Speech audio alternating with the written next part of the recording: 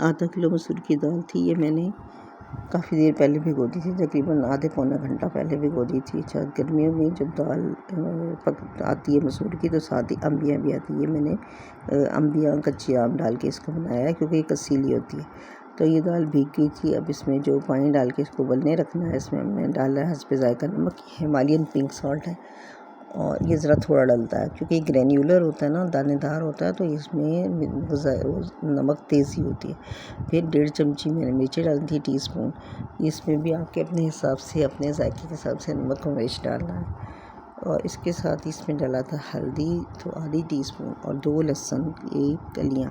अच्छा, जो लहसुन है ना, ये इसकी कलियाँ साफ़ करके ना देख लें कोई ख़राब ना हो, धो के अच्छी तरह डाली थी। आप इसको कूट के भी या पीस के भी डाल सकते हैं या पेस्ट भी इस्तेमाल कर सकते हैं।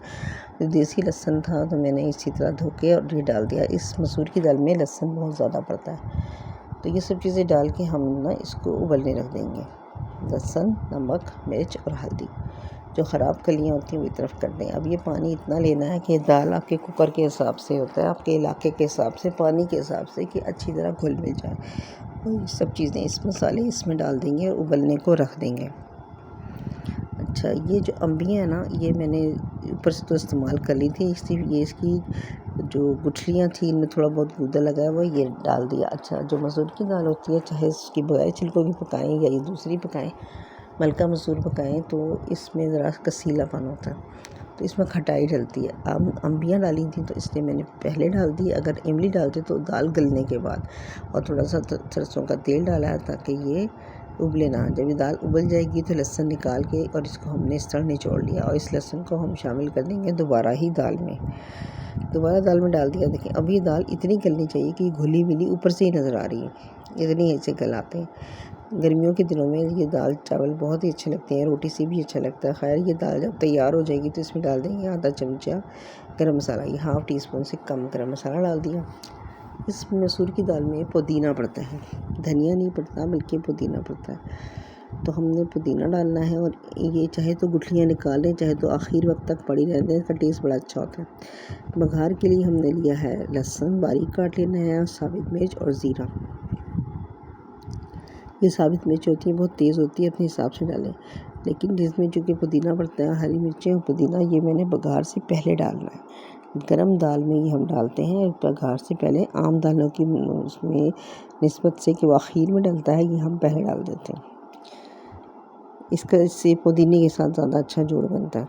अगर आपको पुदीना पसंद नहीं तो आप धनिया भी डाल सकते हैं। धनिया जो है वो बाद में डलेगा, दाल तैयार होने के बाद डलेगा। अब ये जब बघार तैयार हो रहा है, पहले मिर्चें डाल के तलनी है और हल्की आंच पे तलनी है ताकि क्रिस्प हो जाए। उसके बाद जब मिर्चें थोड़ी सी रंग बदल लेंगी तो फिर हमने लहसुन डालना है और लहसुन को भी गोल्डन होने तक पकाना है। फिर इसमें 1 टीस्पून ज़ीरा डाला। अब इसका रंग देखें, ये गोल्डन होना चाहिए। हल्की आंच पे जब पकाएंगे तो आखिर वक्त तक क्रिस्प रहेगा।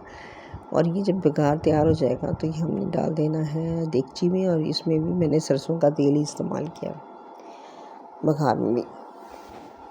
जब हमने ये बघार डाल दिया तो इसका ढक्कन ढक दें ताकि इसकी खुशबू बरकरार रहे। और साथ ही इसमें हमने डालना है देसी मक्खन, चाहे रोटियों पे जो पड़ लें, मक्खन को गरम रोटी पे या इसमें देगची में डाल दें। देसी मक्खन ही इसके साथ जो बनता है, ये जो हमारा प्रोसेस्ड मक्खन मिलता है ना बाज़ार से, इसमें वो जायका ही नहीं आता जो इस मक्खन में आता है। और इस मक्खन को देगची में डाल दिया और जनाब ये हो जाती है दाल तैयार। अब गर्मियों के मौसम में रोटी से खाएं या चावलों से खाएं, बल्कि चावलों से ये बहुत अच्छी लगती है। साथ में सिरके वाली प्याज बनाएं और पुदीने की चटनी बनाएं तो इसका खाने का लुत्फ़ दुबाला हो जाता है।